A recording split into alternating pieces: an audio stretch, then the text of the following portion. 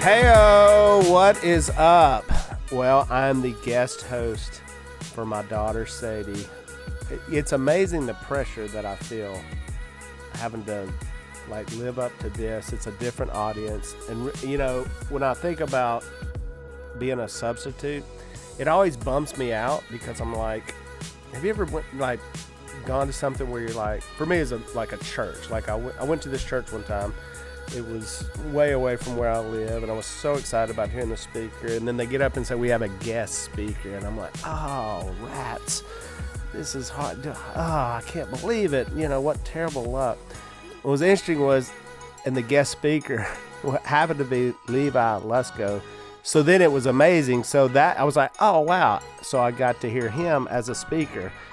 So hopefully today you're not bummed out. If Sadie has done a lot of these. She has had a child and she's stepping out. And so her old man is coming out of the woods to step in and fill in for her. And I hope you enjoy it because we got a crazy guest today. I mean, we are one and the same in a lot of ways. So hopefully I don't screw this up.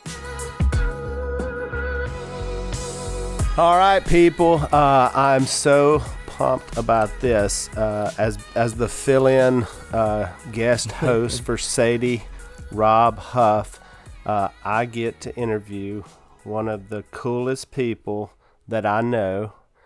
I'm happy to know this person. He fits all my buckets. He goes by one name, just his last. He's kind of weird. I'm into that. He's got a really unique, cool look that I used to have, so I'm a little jealous. He's unbelievable with music, which I'm not, so I want to actually secretly be him. And he is a believer in Jesus Christ. Welcome, Crowder. I see you got my publicist's introductive memo. That's good. Was that a good intro? It was pretty great. Are you happy with that? It was pretty great. Yeah. Did I leave anything out? The word handsome. I thought we had the word handsome in there, but I think Crowder, I think your self-referencing made it apparent. Crowder, I live by a certain code. I never call another man handsome. Okay, that's just me. I just can't do it. I can't do it. I'm uncomfortable with that. Really? But I think you're, I mean, looking at you with the beard and the hair, I had to clean that up. It was a COVID moment. It was like the summer. I felt like I've been staring at myself for a long time, and I said, you know what? I'm fixing to just make a move here. I'm fixing to make a move. And whack the hair off, and it gets a little tiresome. I haven't noticed that part of it. I really haven't. So are you? I'm not very in touch with my body. I guess I'm kind of not aware of my surroundings even most of the time. So you don't care. I don't know. You just could care less. It's not a look for you. It's just like, this is how little I care about how I look. I don't think I could care less. Okay. This is as far as not caring as you could get. But do you feel the thing like is efficiency? It's all efficiency, man. And that's the thing I'm thinking about all the time. You know how it is. We're saving so much time. Once you got cleaned up, you're like, man, this is a timely endeavor. Like, you got to spend some time. You got to think about what you're doing in the morning. Just roll out of bed. Find a hat that's doesn't smell bad, It's like, which one doesn't smell? Which one smells the least bad? And then you put that on. But do you feel like now that you're maybe trapped, are you trapped in the look? No, man. And also, if I had underneath here what you have, then I probably would be more interested in participating along with the rest of folks, in terms of self-care and but this is for everybody. What I'm doing is for everybody, Well, it's better this way. Well, I love it, and I'm so glad you're on the show. We haven't spoken in a while, and we've hung out a little bit. What did we do that time? Did we do cornhole game or something? We did it. We did have a corn. It was pretty heated, and I lost, so I don't think about that time together as much. I think the last time we were together, we had steaks. We ate steaks, and I was a lot better at that than I was at cornhole. Oh, that's right. That's right. I ate the crap out of that steak, man. It's great. We have hung out a little bit, and there's so much that I want to talk to you about. I do want to talk about this new album, and I don't want to miss the moment of this because I think it's so great. Milk and Honey. Hey, how appropriate and familial is that? I mean, you got a new baby girl named Honey. Oh, I mean, there's so many things here. The album ain't as good as that. I'll tell you that. No, it's a letdown. It's a letdown comparatively. Well, I love this album. I love the music. Milk and Honey is unbelievable. I think it's so appropriate at the time. I mean, if it were perhaps affordable, I would just bathe in Milk and Honey every day. Man, the dude that helps me with my social medias is like, hey, bro, we got to get some TikTok stuff going. Like just people, I need you to just pour some Milk and Honey on you and it'll go viral. I'm like, bro, first of all, no. And second of all, that sounds, I had the same thought, I'm like, that sounds like a really expensive endeavor. Like, I don't have like bees in the backyard. I'm just going to go scoop some up. But that's going to be pricey. That's why I think we named it that. That's just like luxury. It's luxurious. It's that land of promise is luxurious. Well, maybe we should start there where everybody gets in their bathtub and fills it with milk and honey.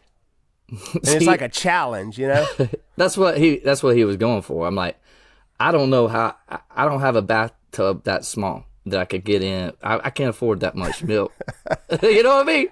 My dad, hey, you'd appreciate this. You'd appreciate this. My dad, man, would buy milk on sale, and as kids early on, we're like, I think it's on sale because it's like done today. Like this is the last day. It's okay. And he just stick them in a deep freeze. He'd just scoop them all up. He'd scoop them all up, throw them all in the deep freeze, man. Bro, and you don't understand. The milk? Freezes the milk, and you don't understand. It like thaws at different consistencies. There'd be like super watery milk at the top. It gets a little thicker at the bottom. But you have to shake it up before you put it on the cereal. It was tough. It was tough growing up. We had. Yeah, and you can't trust the date no more, because it's already gone. It's like that was last month, and you just hope that was, one of the ones we just rotated into the fridge. Yeah. Now that milk I could get in a bathtub with. That's my point. If I would have been stocking up on the milk like Papa Crowder was, I could be doing this TikTok challenge just fine. Yeah. So you guys drank milk that had been frozen. That sounds disgusting. It was. We didn't know. We didn't know any better. It's like, that's what you do. Where was this at? What town are you in when this was Texarkana, Texas, the Texas side of things. Well, now that says a lot. Yeah. That's so interesting, Texarkana, Texas, because I was super familiar with Texarkana, Arkansas. Yeah. Rarely did you step over the line, Well, I didn't even think about that there was another whole little mirror city over on the other side. It feels incredibly more spacious on the Texas side of things. A lot bigger over there. Well, everything that's where monstrous. My folks are from as well. They're from that same little area just south of y'all in Louisiana. Texarkana, the Arklatex, man. Yeah. Texarkana was on the water tower coming in. It tells everything you need to know. It's twice as nice. It's twice as nice. You can stand right there on the state line at the post office. They had like a little strip of paint on the cement there with a little iron sign cut out in the state of Arkansas shape, and then Texas, and you could put your foot on either side and be like, both sides, two states, one time. Oh, this is twice as nice. It just feels twice as nice. When's the last time you were back in Texarkana, Texas? Man, every holiday season we're back around. Yeah. Oh yeah, stay at my folks' house. We got still on the same property that we had when I was a kid growing up, so it's fun.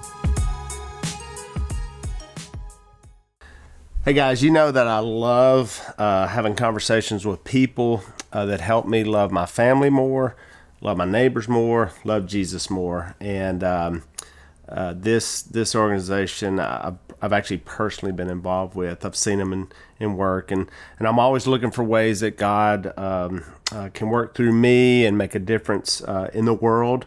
And this is just a fantastic organization. I've seen them at work. Comes from a great family, so I understand that as well. Samaritan's Purse.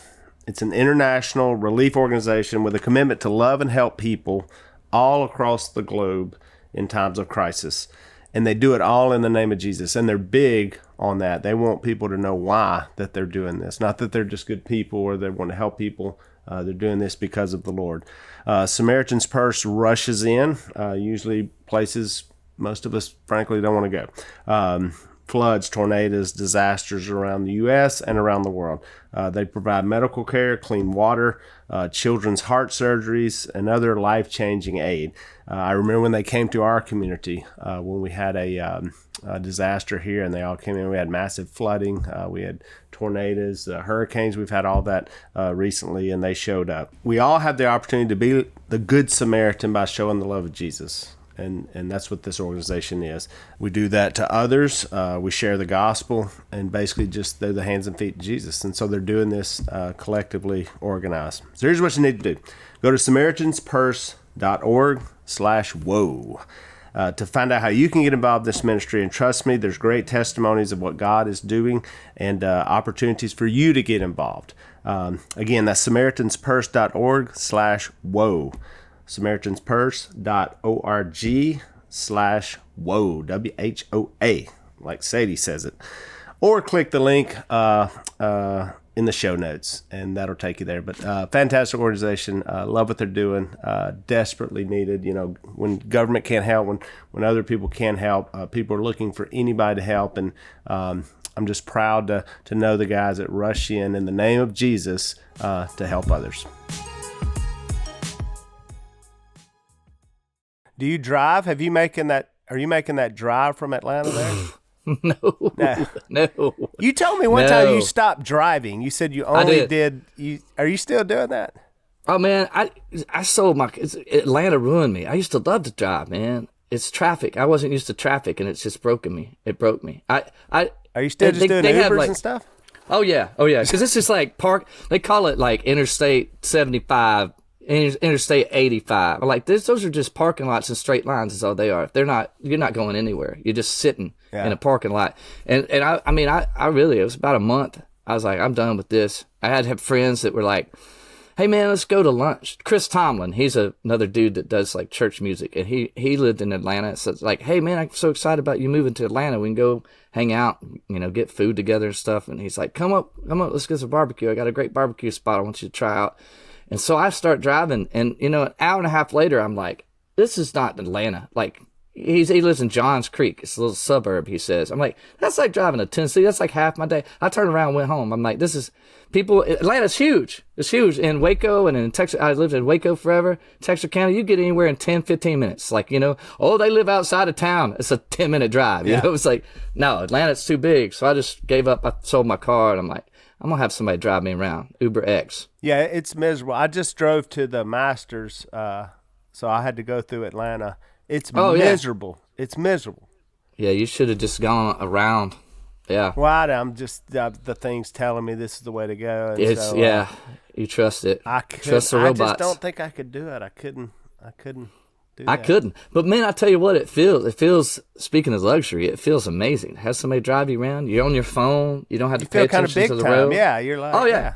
In that Uber X, the only thing you got to like ask, whose sandwich that is, or like whose bag of chips your feet are on, that kind of deal.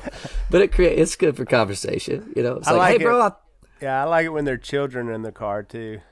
Like, I love that. Like, what I'm saying? Like, mom and dad's got to work all day. They're just sitting over in the seat.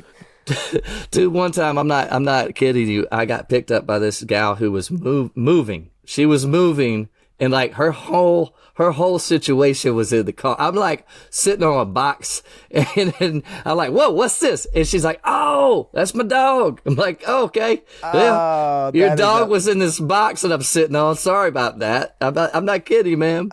I was having her run me back to the house, and I couldn't do it. I lied to her and told her I was going to the grocery store. If she just let me out here, I'd be fine. I had to pick up a few things. I had to cut that one short. Yeah, that's outstanding. No, I've had some moments like that. What did you learn about yourself over COVID? That you can use the power washer too much. I didn't think you could, but yeah, a pressurized washer can be overused. I did learn that. We started at the start of COVID. We had a concrete drive, and it's now we're past the aggregate. It's turning into gravel. So my wife's like, she's upset about that. So I learned that I can be a little OCD when it comes to a clean driveway. Yeah. When we're turning it into a gravel drive quickly. So were you able to do any music? I mean, that's pretty much your business, right? Just traveling. Yeah. And I travel all the time with it, and usually most of the time I'm cutting an album, I'm on the road. So it was weird I tried to resist it for a while. I knew all my friends, that make music. First thing they're going to do with a little time is start making music. I'm like, they're going to flood the market. I'm going to sit back and wait. Yeah. I thought I was being real clever with it. But boy, I think part of it is we started with, hey man, you got to go home. Everybody, you can't be traveling. COVID's hit and lockdowns happening. And I thought it was going to be like for the weekend or something, Then it was like, maybe it's just maybe it's 14 days to flatten the curve, Yeah. A year and a half later, I'm like, I guess I should start like doing some work. Maybe I should get to recording an album. So I did. We started making music and wound up with an album at the end of things. And so it's going to come out here a little bit. And we're going to talk more about that album. And you're heading you're going to be touring this fall, huh? Not to the fall. So summertime usually is packed. I love summer because it's all festivals and fairs, Yeah. And man, that scene's great because every one of those things have corn dogs. I'm not lying to you. I love that season. Every summer, it's like I get to go rate corn dogs. You know that dude Barstool. He's got the pizza thing. Yeah. I'm into the summer corn dog thing. It's tough to get like You're the perfect corn dog man. It's the perfect thing it's just walking around eating, it's great. It's efficient food. It's a good, but it's tough to get the perfect corn dog. It really is. Sometimes there's a little. Where's a spot where you've gotten one where you're like, that's it? Like that's what makes a good corn dog. Where's that spot been? Well, it was a state at Idaho fair. Idaho State Fair. Boy, I tell you what, it was a great day. One, they have what's known as the butter cow, and that's a cow that's full size. It's like a statue of a cow that's full size heifer, but it's carved out of butter. So if you can go, no, picture this. You're staring at a butter cow eating what may be the perfect corn dog, and it's tough to beat a day like that. So Idaho State Fair is where you can go do that. I actually wrote that down because I'm gonna. I go to Idaho. I've been to Idaho, but I'm gonna find out more about this state fair and this corn dog. Hit that state fair. Yeah, hit that state fair and boy, eating that thing with the right yellow mustard. If they get that right yellow mustard, staring at a butter cow, it's pretty perfect. I'm kind of like that about cheese sticks. I'm a connoisseur of cheese sticks. Cheese sticks are not to be they're a lot of time overlooked, and man, that perfect cheese stick, right crunch, right. The good ones have a little bit of space because the cheese got hot and there's a little air pocket in there, and then you bite it and that oil runs out just a little bit. But when it's not too hot, doesn't burn the tongue, you still keep eating. Woo! It's tough to beat that too. I've ordered cheese sticks. I was in Vegas one time at a really fancy restaurant, and I asked them, did they have cheese sticks? And everybody laughs, like it was a joke. Yeah. And so I thought, it was my little joke. And she comes back out. She told the chef, and he made me on the spot cheese sticks and said he had never made them before, and they were unbelievable. Really? Yeah. That's pretty brilliant. So you may could try that with a corn dog. Yeah. Oh, I don't know if well, probably most high-end establishments are sitting around with a bit of cheese and some flour and egg and whatnot. I don't know if everybody's sitting around with a brat or a wiener dog. Yeah. I don't know. Y'all got any Oscar Mayer back there? Just whip me up a corn dog. What's the cooking situation around your household? Are y'all cooking a lot? Listen, are you eating out all the time, or? Man, I tell you, I see you on that internet machine making all manner of goodness, and I thought that was one of the things I wanted to get good at. I wanted to get great at this over the over the season at the house. I was like, I have it. Me and my wife eat like 5-year-olds, both of us. Like our favorite meals, like Kraft mac and cheese and some good frozen fish sticks, and we're in heaven.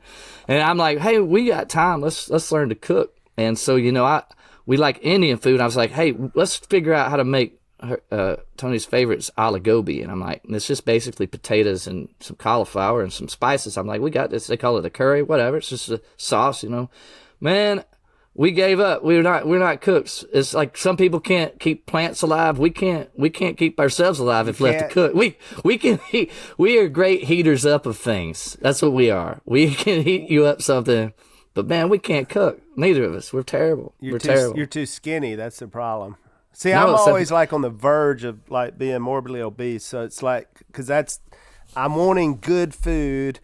And so I'm having just constantly, because I know how to do it. Once you know how to make food taste really good, it can create other problems.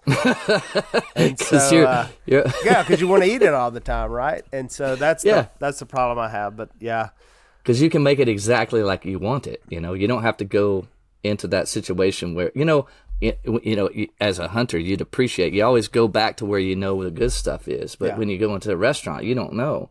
So a lot of times that's a risky move, unless it's someplace and you're comfortable with, or that's why people love chain stuff. Chain restaurants are great because you know what you're getting into. A Big Mac in Arizona is going to taste like one in Tokyo. It's going to be, what you get into. There's a little difference though. I've eaten some like a rat like. I made that up. I assumed. But when you said that, because I assumed. I ate one in Japan. I ate one in maybe Germany, and I was like, oh, this is it's a little different flavor. I don't know. Really? So here's the difference. Here's the difference in me and you though. I'm eating that corn dog at the Idaho State Fair. Mm-hmm. I'm coming home, and I'm going to try to duplicate exactly what I ate.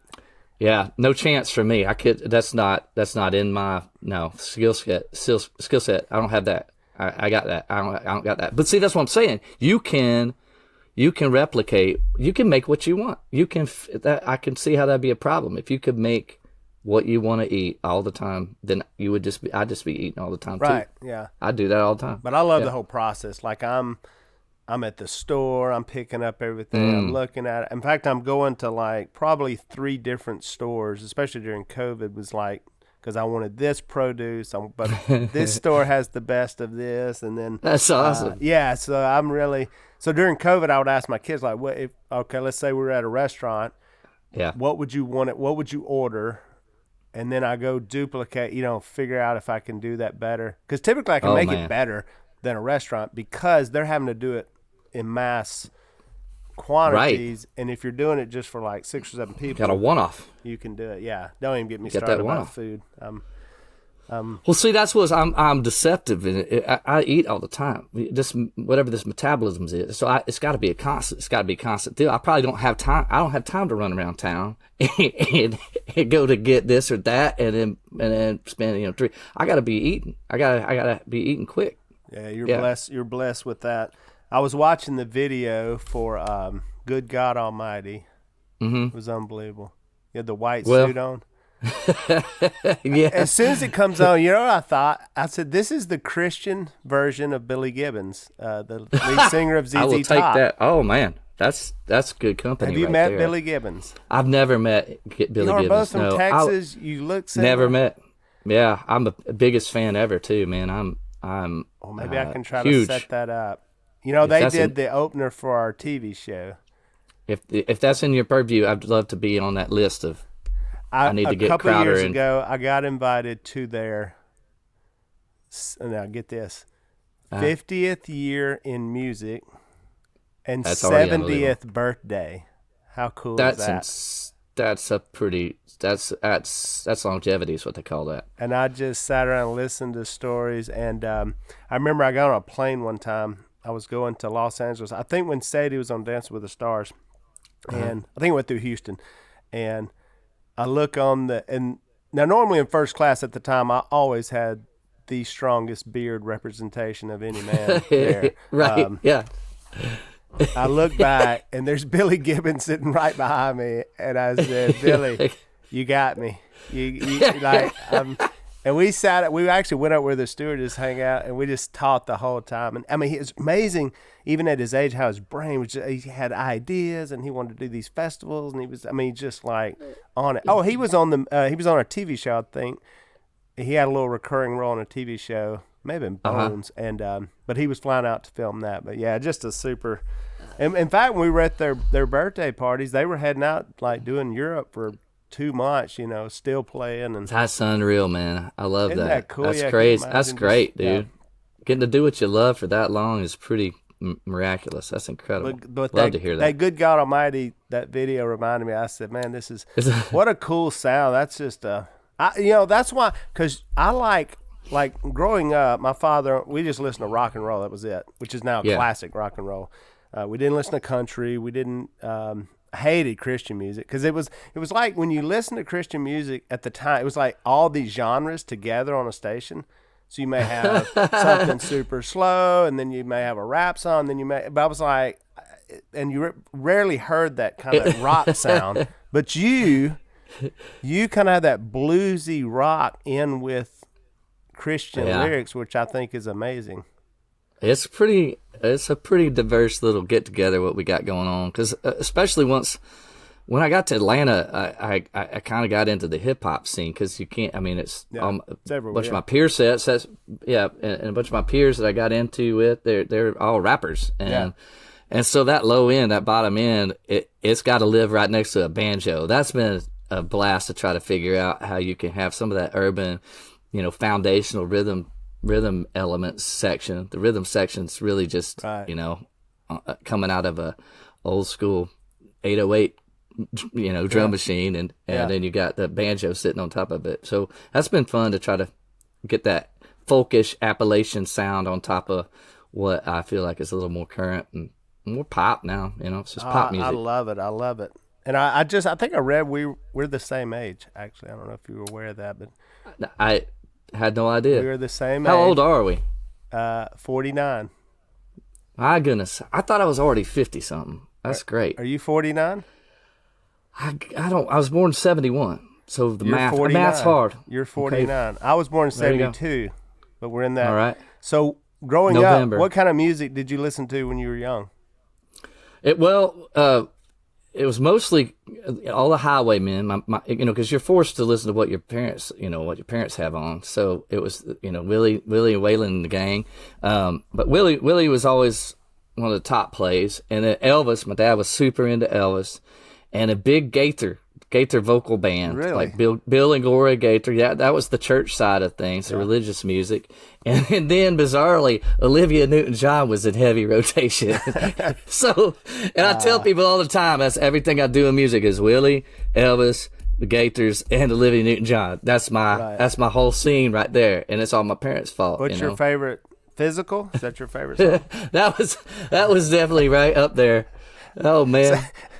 Sadie's listeners right now are going, what are they like? I don't know what they're talking about. I don't know who Olivia Newton-John. Grease. They probably know her from Grease. Everybody watches that a lot. Yeah, that's interesting. Because like I said, we listened to rock and roll. And we didn't listen to a lot of Christian, and then really for me, it was a few years back when I really got into to Christian music, especially worship music, and I didn't know anybody. It was so embarrassing because our show's out, and they're like, "Oh, you've heard of." This person. They're like, they're like, y'all are Christians. Yeah, y'all are Christians. Y'all probably know these people.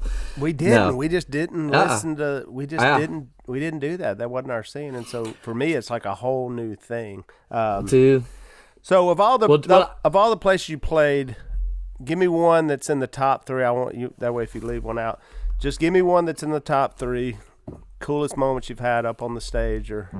I have to tell you this first about the music thing. So my parents, though, at some point, probably around age 10 or so, suddenly banned secular music, quote unquote secular music, from the house. And so it was only Christian stuff, and we didn't understand it as kids. It's like suddenly the stuff that we had playing in the house all the time, it wasn't okay. And one of my shining moments as an adolescent there was when I convinced my dad that Queen was a Christian band. I had him convinced. And so he was our soccer coach, and one of the songs was Another One Bites the Dust, and it became our anthem. He's the coach, and it was like our our warm up song, our practice song. He'd have the little jam box out on the field, cranking Another One Bites the Dust. We go to the pizza parlor after a game, after a win. We'd be there. He'd go to the jukebox, dial up Another One Bites the Dust, or We Are the Champions. It's like, this is our deal. If we lose, he'd pump us back up, play that thing. Well, we're one Sunday night, this traveling evangelist comes through, speaking the ills of secular music and how it's warping the minds of the young children today. And as example, especially this backward masking, where they hide these messages for you. And as an example, first song out of the gate is Another One Bites the Dust by Queen. Oh, no. And I'm sitting right next to my dad. And boy, I felt the fury. He had this big class ring. I saw him turn the ring around, so that and then pop in the back of the head. Man, I never prayed so hard in my life that evangelist would just not stop talking, or Jesus would come back or something, get me out of this. That is amazing. I got busted. I got busted in church, and so it was out. That is amazing. I'd say probably top city. I know I was talking about McDonald's earlier. I know I've had a burger from there, but Tokyo is freaking amazing. I love that city. Yeah. That city's crazy. Playing there was a mind blow. Wow. In the States, as far as playing goes, one of my favorites was in San Francisco. We played at this club that super. It's like a rock club, Jimi Hendrix and all. I mean, every rock and roll band ever has played there at the Fillmore, and that was probably a highlight. Getting to be in a room where so much music's happened, that shaped me as a musician. And there's this guy working there. One of the bouncers was called Dirty Dave, and he'd been there all day, and watching their comings and goings. And at the end of the night, I was going to go grab my stuff from this tiny little green room they have there. It's kind of in the middle of everybody anyway. It's not really a green room hardly, but I left my stuff in there, and I'm going to go past him to grab my stuff, and he grabs me by the arm, and he looks mad, and I'm like, oh crap, I've pissed Dirty Dave off. And he looks at me and goes, boy, I've been here I've been here for so long, and I hear music happening here every night. I don't know what that was. Something happened in this room. Man, you made me cry. I don't understand why I was crying. Oh, wow. I ain't cried since my mom died, and I don't understand what that was. Can you tell me what that was? I'm like, man, I think that was called the Holy Spirit, bro. Yeah. And we got to talk, and I think that was probably one of my favorite nights, just seeing, I guess being in a place that you think is legendary, and seeing that the Holy Spirit, the presence of God, that what we're doing, the air really does shift. Seeing that there's something even more legendary than some of my music heroes was pretty spectacular. It was pretty cool. Whoa, that's good. That's good. I love that. I have to ask you this. What is the best advice you have ever received? Well, in terms of music, tune your guitar. So I laughed probably about like that, and then it turned into like a life metaphor for me, like a life lesson. What the guy was telling me, I was early on when I was trying to figure out what I was doing. I was helping out with this church, kind of how I got into this whole deal. I was just trying to help out with this church, and didn't have a clue what I'm doing. I still feel like I don't have hardly a clue what I'm doing, but then I really did. And I'm asking everybody I know that does it, like, hey man, tell me what I need to be. Tell me something. And they tune your guitar. He said, there's a lot you can't control. Like when you get up on stage and start playing music, there's a lot that's out of your control. And what you need to do is do all the work to make sure that your stuff's taken care of. Mm-hmm. You can tune your guitar. You can look down there, take the time, make sure your strings are stretched out, and that you're going to be like, do what you can do, and then open your hands up and let God do whatever He wants to do. And man, that's been it for me, is to do the little stuff that you can take care of, and then trust the rest. It's outside of your purview. Don't worry about it. That is amazing advice. Wow. Now, Louis G tells me that you're actually an evangelist. Well, is there truth to that? Because I'm kind of into evangelism, so it's gonna that I think Jesus is pretty spectacular. It's a better way to go about living. It tends to come up if you're around me. So in that sense, yes, I certainly am. I get you kind of peg me pretty quickly, but I feel like my experience growing up, getting to see a lot of sides of the church, understand the diverse nature of how the story of the gospel can be told. I enjoy talking to people about it, and just, first of all, I like people. I think people are funnier than anybody. That's what I like to say. It's like, so I just like people, and when you get to know people and start talking to people, stuff's gonna come up when it's as significant and life altering as our faith is, and so I think that's what leads that. Yeah, here's my theory, because I think we're alike on a lot of things. Because you like to remodel stuff, you guys like to do that. I think it's that there's a project nature about us. I know it is about me. I love a project, and so a person oftentimes becomes a project. And I'm like, and I'm trying to think. Like Paul says, Paul was still praying that the mystery of the gospel would come out of his mouth, and no one knew the gospel better than Paul. Why is he still praying that he can? Because he knew there's some people, it's not science. It's not like, it's more art, because you can say the same thing to two different people. One person can fall to their knees and one person can walk away. Like the rich ruler walks away from Jesus. He had the same offer that Peter did. Peter took it, and we know who he is. Totally. And sadly, all we know about that guy was what held him back, was he was rich and young and a ruler. And that's amazing. And so he was forever known as that, and we don't even know his name. But I think it's that's project. Good. I love projects, and so and I'm like, oh, I can see something. I can see something in a structure. I can see something in a person even that they may not even can see. And I think Jesus did that as well. He sees these guys who look, let's face it, they were a ragtag bunch, but but I love that too, and I love taking on people, and it's outside of church and all that. What totally. Just to wrap it up here, what drives you crazy about aspects of religion or people? What do you see that you go, man, come on? Piety, man, piety. I think it's the only people Jesus didn't really give us an example of how to love were church people. All he did was pick on the Pharisees and Sadducees, and these are dudes that gave their whole existence was wrapped up in trying to follow the laws of Moses and tell everybody about how to be back in communion with God. Yeah. Like that's what they gave their life to. And yet somehow they got it so wrong.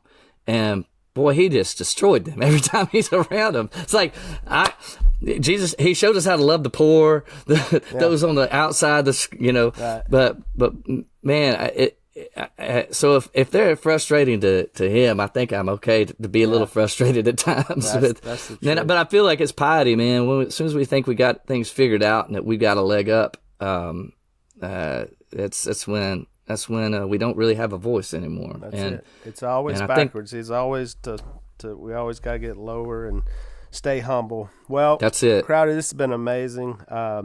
Milk and Honey is the new album. I absolutely love it, and thank you so much for putting this together, and it just encourages me. I can't wait to hear. Hopefully I can catch up down the road and see you on with the tour. I know everybody's ready to get out and just do something together, and kind of like how we used to do it. But thank you so much. It's just been a thrill talking. You are a bright light, my friend, and I'm so glad to know you. Dude, back at y'all, and congratulations on so much wonderful things going on in the family there. It's just it's amazing to watch from a distance and get to be up close to it occasionally. So blessings on you guys. I know it's a good season of life for y'all, and couldn't be happier for you. Thank you, buddy. Awesome, man.